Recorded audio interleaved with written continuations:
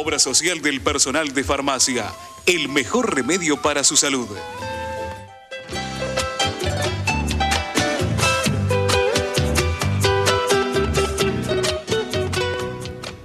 Muy bien, seguimos. Seguimos acá en Proyecto Federal. Vamos a tocar un tema, obviamente, ustedes que se quedaron ahí atrás de la pantalla, que dijimos, bueno, estos temas económicos, inflación, etcétera, etcétera. Pero la pregunta que hicimos en la apertura del programa, si todas estas preocupaciones de todos, trabajadores, empresarios, distintos profesionales del área de salud, de todas las áreas, obviamente, ¿qué situaciones le generan insomnio? Y obviamente es un mes que muchos venimos de vacaciones, algunos ya pronto se van a tomar vacaciones, pero empezamos a cargar o acumular cargas de distinta índole y que generan este efecto de pérdida del sueño, ¿no es cierto? No sé si te ha pasado a vos, pero de alguna manera uno las preguntas las hace del entorno que uno está, un entorno que puede ser profesional, personal, etcétera, etcétera, etcétera, que es lo que le pasa a la gente. Y este tema del insomnio, ¿no es cierto? Y si es el mal de la época o no es el mal de la época, y nos va a decir el doctor Bulacio. A ver. Bueno, es uno de los males de la época. ¿Podemos acercar el micrófono un poquito? Sí. Sí. Es uno de los males de la época. Sí. Sin duda, y está emparentado con muchos otros, como es el estrés o el exceso de estrés, o los cuadros de ansiedad patológica y demás.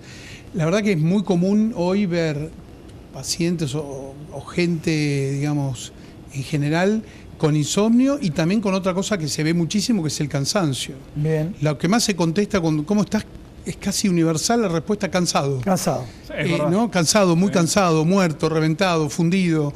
Pero disculpa, y eso a la mañana y al mediodía suele ocurrir. ¿Cómo estás cansado? Pero si recién comenzamos el día. Porque hay muchas veces que la persona o no duerme bien, o no duerme o tiene un sueño no reparador. Pero digamos, está muy emparentado ese cansancio con el tema del sueño y con el exceso de activación que la persona suele tener, tanto durante el día como a veces, lamentablemente, también durante la noche, ¿no? Y ese exceso de activación implica un descanso pobre y, bueno, y todas estas consecuencias. Lo que pasa es que siempre cuando se habla de insomnio hay que ubicar así rápidamente, digamos, todos estos fenómenos que tienen que ver, podríamos llamar como cuadros reactivos a distintas situaciones vividas con otras causas, ¿no? Es decir, hay patologías que son propias del sueño. Hay otras patologías que tienen, por ejemplo, la apnea del sueño, por dar la más común.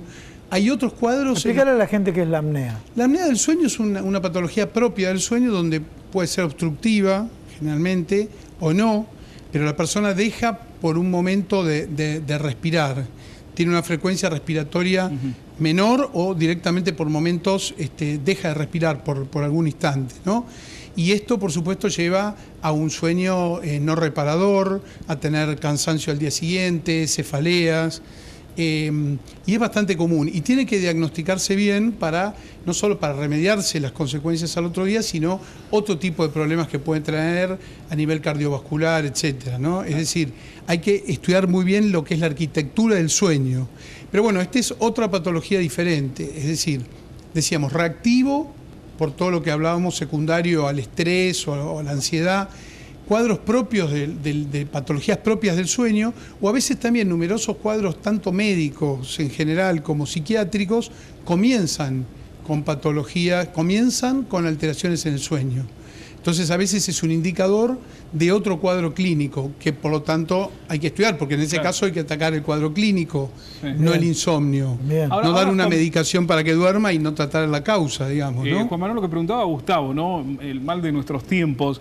A ver, hablamos de no solamente nuestros tiempos argentinos, sino nuestros tiempos mundiales, ¿no? Porque en cada país ocurren diferentes situaciones, tal vez países que la cuestión económica no sea la que nos desvele, sino otras cuestiones, porque esto lo hablamos en la generalidad, ¿no? Son distintos conceptos que hacen o que nos puede suceder a lo largo de nuestra vida que nos provoca este insomnio que después, corregime si es así o no, puede volverse recurrente en el tiempo, y también el hecho de aprender y saber controlarlo, porque más allá de la medicación que uno pueda tomar, también es el hecho de aprender a controlar esa necesidad de descansar y de dormir como corresponde. Claro, porque el casi diría el cuarto elemento tiene que ver con los malos hábitos. O sea, el insomnio es secundario a las preocupaciones y demás, ¿no? Podría ser, pero también tiene que ver con los malos hábitos. Hay gente, por ejemplo, que se queja de no dormir, pero nunca se dispone a dormir. Bien. Es decir, siempre con el doctor Bulacio te seguimos con los consejos, ¿no es cierto? Bueno, ¿cómo es eso? Los malos hábitos. A ver, vamos a los malos hábitos. Dijiste algo, el de quejarse que no se puede dormir, pero de pronto no tiene una actitud para dormir. Toquemos ese tema, la actitud para dormir. Prender el televisor para acostarse, ¿es bueno o malo? Negativo, absolutamente. Negativo. Para bueno, las personas. Señores, a ver si me toma la cámara. Me llevé, acá no, a mí me está tomando. Yo prendo el televisor, el doctor Bulacio lo dijo, negativo. Insomnio me lo llevé para marzo. Falta poco, pero vamos a ver si podemos cumplir con eso. Después, a ver, digamos, primero. la televisión seguro. Bien. Cualquier otra cuestión ligado al uso de los teléfonos celulares o a estar conectado por internet. El teléfono, ¿vos dejás a la noche el celular prendido? Sí. Bueno, yo lo apago, pero Sí. hay discusiones dentro de la sede del hogar. Hay discusiones porque uno lo dejan prendido y yo digo que no. ¿Cuál es tu consejo vinculado con el insomnio? A ver. Ligado con el insomnio, hay que en determinado momento disponerse a dormir. Sí. Ya de por sí está dificultado esto porque el día y la noche se mezclan, a la noche hay televisión y están todo conectado, digamos, uno puede ser indistinto el día y la noche por los parámetros naturales, podríamos decir. Entonces, si uno directamente no se dispone a dormir, bueno, no podemos hablar exactamente de insomnio. Entonces, desde este punto de vista, el tratar de desconectarse es absolutamente fundamental. Y uno dice, bueno, pero si me tienen que localizar, en primer lugar, el teléfono de línea podría funcionar, aunque hoy casi nadie lo usa ya. Sí. Y si no, a veces un teléfono alternativo, como para casos de emergencias, un teléfono que no tiene prácticamente costo, porque es solamente una línea, un teléfono que tienen pocas personas y con el cual uno se puede sentir seguro en el caso de que hubiera una emergencia, que verdaderamente son cosas raras. Pero ese estado de alerta permanente, que uno siente que si apaga el teléfono queda desconectado, no se va a enterar de algo, eso indudablemente para estar conectado tiene que estar activado.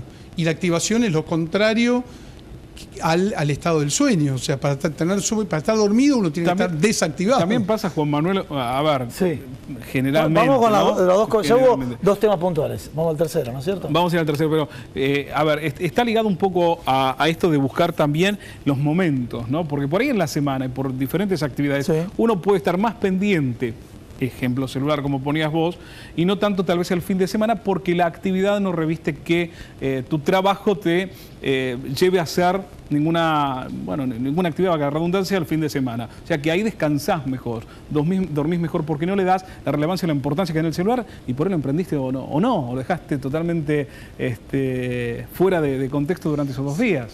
Sí, la verdad que la mayoría de las veces la conexión puede tener que ver con el trabajo, pero en la mayor parte es una conexión social y es el temor a quedar fuera del contacto y de la comunicación social, más que de lo laboral, por un lado, ¿no? Esto es lo que pasa en la realidad. Y tiene que ver con todos esos otros hábitos. Doy algún otro ejemplo, el tema de la cafeína. Sí, claro. Exceso absoluto de cafeína, falta de actividad física. Estoy por el tercero. Vamos, tercero, cafeína, también, bueno, consumo mucho. Ahora, aprendí de haberle consultado acá en el estudio al doctor Bulacio, tengo mayor consumo de cafeína a la mañana y voy bajando el consumo durante el día. Está bien. Es válido, pero no es suficiente. Es válido, pero estrictamente ya, digamos, después del... Lo último aceptable sería el cafecito después del almuerzo y ahí habría que cortar con la cafeína. Si Las empresas proveedoras de café no auspician este programa. Bueno, pero realmente lo fisiológico sería eso, ¿no? Después hay otra actividad deportiva. Entonces vamos al cuarto, actividad deportiva. Actividad física, al menos, si no es posible actividad deportiva, por lo menos actividad física. Y esto se puede hacer, aumentar las caminatas o subir escaleras. Hay cierta actividad que no lleva tiempo y que es fácil de hacer. El mínimo de actividad. Porque la activación física, como hablábamos otras veces de estrés, si no se acompaña de una descarga natural, no sirve. Entonces, es necesario e indispensable tener, digamos, actividad actividad física, ¿no? Entonces, bueno, ese lo podríamos poner también. Es decir, hay una cantidad de mecanismos ligados a la fisiología que habitualmente no son bien comprendidos. El tema del alcohol. Sí. Alcohol para Por dormir, ejemplo. pésimo remedio. Mal ansiolítico, mal hipnótico. Sí, uno se puede quedar dormido o facilitar Pero la duerme conciliación, pero duerme mal y se despierta al poco tiempo. Es decir, sería un hipnótico de corta duración y a la vez puede provocar fenómenos reactivos, digamos, como la ansiedad. El ejemplo mayor es la famosa resaca. Digamos, sin Del día llegar a siguiente. eso, Claro. una persona tomando una cierta dosis de alcohol a la noche puede tener Sí. un efecto rebote en el medio de la noche. Claro. Entonces despertarse, tener mala calidad del sueño. Entonces estas son cosas que habitualmente no se conocen. La gente piensa, tomo un vinito y duermo bien. Error absoluto. ¿Sí? Mira vos. Bueno, Importantísimo. No, después vamos a seguir hablando. sí, a ver, con sobre Juan los Manuel. tips, se engancha mucho la gente con el tema. Yo digo los tips, obviamente, quiero, para no quitarle todo el background profesional que hay en todos los invitados a este programa, me refiero a los estudios universitarios, a la formación dentro de los manejos de los tiempos televisivos, pero la gente sobre temas puntuales se va enganchando. Dejamos, si te parece, doctor Bulacio, dejamos algunas recomendaciones más para el cierre del programa, ¿puede ser? ¿Cómo no? Bueno, HPV es algo que le quería preguntar hoy a Bruno. A ver, está la vacuna en la República Argentina desde hace un par de años que se da gratuitamente, que el Estado la brinda gratuitamente a las menores. También es un valor importantísimo, ¿no?, para aquellas chicas antes de iniciar sus relaciones sexuales y evitar posiblemente, porque no, un cáncer de útero a futuro, ¿no? Así es, y la verdad que una medida muy positiva fue esto de implementarla a todas las nenas a partir de los 11 años. Eso la cubre el calendario. Son 3 dosis y la verdad que anda muy bien, o por lo menos los resultados fueron muy buenos porque están hechas con las cepas de mayor prevalencia a nivel mundial en general. Bien. Así que eso está bueno, y ya que estamos hablando de la prevención, cabe recordar que toda mujer en edad sexualmente activa debe hacerse un Papa Nicolau y una colposcopía una vez al año. Perfecto. Que es un método muy sencillo, poco cruento, muy barato y de muy fácil acceso. Eso no deben dejar de hacerlo. Es fundamental y muy importante. Bruno, la palabra, bueno, obviamente la palabra cáncer, siempre dijimos, termina siendo una palabra dura, ¿no es cierto? Por otro lado, cuando ustedes hacen las campañas es de lucha contra el cáncer. Y hablamos de esta lucha, vos ves dentro del vaso lleno, así como comentamos con una anécdota, cuestiones que son médicas. La anécdota, volviendo al principio del programa, en los aviones se fumaba, en los bares se fumaba. Toqué ese tema puntualmente, pero hay muchísimos casos más donde ya la gente tiene la prevención. Por ejemplo, con el tema del SIDA, en su momento, el tema del uso de preservativo, y la gente lo fue internalizando. Está dentro del vaso lleno que todas estas campañas, la gente en los distintos estratos, sociocultural, no socioeconómico, socioculturales, ya está metiendo en su cabeza estos conceptos. Sí, está, pero a ver, esto también, como vos dijiste, va muy de a poco. De a poco para lo que por ahí quizás uno quisiera, ¿no? Claro. Acostumbrado a ver todo lo que ve todos los días, pero en verdad también hay que... Esta campaña de concientización debe seguir no solamente por nivel médico, sino también por el nivel de cada uno en su casa. Preocuparse en la familia, che, vos te hiciste esto, te fuiste a hacer el Papa Nicolau, te hiciste una mamografía, mamá, te hiciste, abuela, te hiciste. O sea, el consejo es conversar estos temas dentro del núcleo familiar. Claro, o sea, no es un tabú, no es algo que... es que hay que romper, si es un tabú hay que romperlo. Eso es tal cual, importantísimo. porque es beneficio de la salud de todos y de la familia entera, porque cuando, ustedes bien decían al principio, cuando hay un enfermo de cáncer, en la familia no está solo esa persona enferma de cáncer, sino que también la familia, a la vuelta, el entorno también lo sufre muy de cerca. Entonces evitar todas esas cosas con actividades y cuestiones que son muy sencillas, tomadas a tiempo y en forma adecuada, ¿no?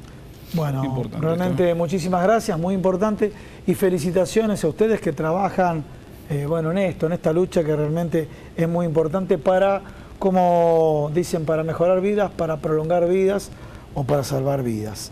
Y hacemos un vuelco de página, ¿te parece? Vuelco de página, Vuelco dejamos de la página, salud, vamos a la pasamos economía de otra un vez. lado al otro, no decimos del lado de la ubicación de los conductores porque va a quedar de izquierda a derecha, derecha a izquierda, va a quedar alguna interpretación política y no tiene nada que ver. Y vamos a los temas económicos, los que a muchos nos suele generar insomnio, ¿no? Luis habló del tema de la desocupación o el desempleo y no me cabe la menor duda que el que no tiene trabajo realmente le genera esto. Pero yendo a las herramientas económicas propiamente dicho, ¿qué va a decir? Esto es la historia de la vida, la historia también de la economía, la historia del mundo, es la herencia recibida, el gobierno anterior tenía inflación y sí sabemos que tenía inflación, y en todo caso la discusión que está haciendo un gobierno versus el otro gobierno, los mecanismos de abordaje de la inflación. ¿Cómo lo ves vos? Sí, el gobierno entrante tenía una situación favorable en el sentido de que la inflación los últimos meses del gobierno kirchnerista venía bajando hasta que a mediados de octubre, en realidad después del 22 de octubre, cuando se supo que Macri había quedado bien posicionado para el balotaje, dijo que iba a devaluar. En ese momento, en cuanto dijo que iba a devaluar y que su potencial ministro de Economía, que finalmente se concretó como ministro de Hacienda y Finanzas, Prat Gay, anunciaron entre los dos que el tipo de cambio iba a estar entre 14 y 16 pesos. En ese momento se provocó una aceleración inflacionaria. Pero hasta mediados de octubre los precios, el nivel de aumentos de precios, tanto tomado por indicadores públicos como por indicadores privados, venía hacia la baja, venía en la baja de forma fuerte, después de la mega devaluación, una fuerte devaluación de enero de 2014, los precios después de ese momento, los precios venían bajando en términos de inflación, se venía desacelerando. Sí, quedó clarísimo. Ahora la pregunta es, está bien, es verdad eso, pero sin embargo en ese momento, y me acuerdo acá en el programa, lo que tocamos incluso contigo, con varios economistas, el tema de las economías regionales que se venían cayendo, ¿sí? Y entonces todo esto pareciera que, bueno, cuando en esa campaña electoral informan cuál sería su tipo de cambio ideal, la unificación del mercado, etcétera, etcétera, casualmente buscaban tener una relación con la caída de las economías regionales. Sí, a ver, la economía argentina abusó en muchos periodos del ancla del tipo de cambio para evitar la presión inflacionaria. Bien. El gobierno anterior lo que hacía era motorizar el crecimiento de la economía argentina a partir del estímulo de mejorar las condiciones de vida de los trabajadores a partir de las paritarias, de la asignación universal por hijo, del plan Progresar, Procrear, todos estímulos para el crecimiento del consumo interno y el intento por la mejor calidad de vida. Esos estímulos para aumentar el consumo interno iban chocando contra algunos cuellos de botella de la economía argentina. Bien. En algunos sectores no se invertía lo suficiente. Entonces, eso iba generando una presión y una puja distributiva muy fuerte que se expresaba en los niveles de inflación. El actual gobierno, para evitar esa presión inflacionaria, lo que está haciendo es reducir los niveles salariales, reducir el poder adquisitivo de los trabajadores. Es una alternativa ortodoxa, clásica, para enfrentar un problema inflacionario, como se enfrentó, por ejemplo, también a fines de los años 80 y principios de los años 90, con el plan de convertibilidad. Afectar el poder adquisitivo de los trabajadores. Ahora, bueno, estamos 60 días, casualmente hoy, 60 días de la asunción de Mauricio Macri, ¿no? De empezar este nuevo gobierno. ¿Cuál es el panorama, la perspectiva que vos ves, ¿no? Según las medidas que se han adoptado, las decisiones que se han tomado desde el punto de vista económico, ¿no? Y cómo si es que nos puede seguir afectando y de qué manera. ¿Vamos por una senda correcta o no tanto? Me parece que es una senda correcta para aquellos grupos económicos que para viabilizar su negocio deben exportar. Las políticas económicas que se han tomado benefician a los exportadores. Bien. Pero benefician fundamentalmente al sector agrícola, que fue el más beneficiado con la quita de retenciones. Sí. Pero este sector agrícola no puede aumentar su producción de forma tan fuerte como para generar empleo y dinamizar el mercado interno. Claro. Entonces es un problema. ¿Por qué? Porque para mejorar la situación del sector exportador se perjudica la situación del sector, los sectores populares, del trabajo, los jubilados, pensionados, que van perdiendo poder adquisitivo. Yo te agregaría a los profesionales también. Los profesionales también, sí, desde ya. Trabajadores profesionales y no profesionales. Sí. Entonces, en esta situación hay una transferencia de recursos de los sectores los sectores trabajadores a los sectores exportadores. Esta dinámica en general no tiene buena perspectiva. El gobierno de Macri dice que la economía argentina va a volver a crecer a partir de junio.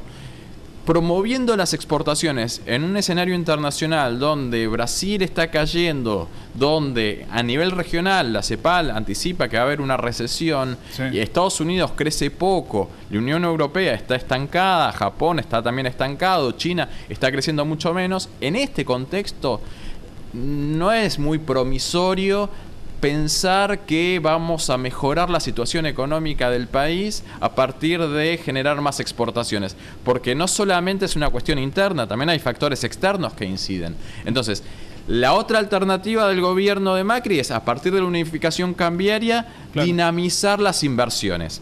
Pero dinamizar las inversiones para venderles ¿a quién?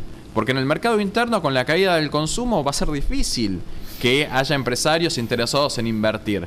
Y en el mercado, para venderle al mercado externo, con la situación, claro, económica internacional, también es muy compleja. Desde mi punto de vista, no va a haber crecimiento en todo el año, en todo 2016, a pesar de lo que están diciendo los analistas vinculados al macrismo. Mariano, otro de los temas, ya sé que es muy largo de desarrollar, pero para dejar por lo menos una introducción. Está vinculado a la renegociación, me refiero con los holdout, fondos buitre, como lo querramos llamar.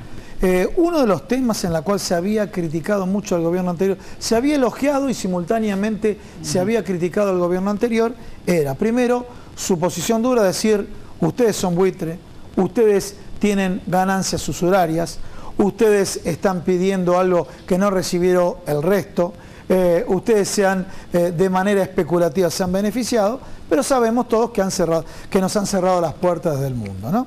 Entonces ahora se llega a un principio de acuerdo. Ese principio de acuerdo, ¿tiene un alto costo para las futuras generaciones? Sin lugar a dudas, y no solamente para las futuras generaciones de nuestro país, sino para futuras generaciones de otros países. Claro. Porque es un ejemplo del cual van a tomar nota los fondos buitres y diferentes organismos encargados de regular los mercados financieros internacionales, de que cuando hay un default, hay grupos de poder especulativos que a partir de sus influencias pueden conseguir que se les pague cifras extraordinarias. Entonces el default no funciona nunca. Entonces lo que va a suceder es que otros procesos de reestructuración de deuda van a ser muchos más complejos de superar en una situación como la que está viviendo, por ejemplo, Grecia o España, Italia. Es una situación complicada, claro, no solamente para la Argentina, sino a nivel global. A nivel internacional. Bueno, Mariano, siempre nos interesa estar interiorizados y demás, pero el estar interiorizados corremos el riesgo de tener insomnio. Muchísimo. Y estar cansados. Bueno, muchas gracias. Por favor. Y sí, bueno, dijimos la palabra clave, la palabra insomnio, y por eso nuevamente volvemos con el doctor Juan Manuel Bulacio. Bueno, diste recomendaciones, ¿sí? Diste recomendaciones. Voy a repasar rápidamente: no consumo café, no, si querés dormir, trata de no prender el televisor, no alcohol, no alcohol, actividad física durante el día. ¿Me está faltando alguno más? Actividad física. Comer liviano. Comer liviano. Fundamental.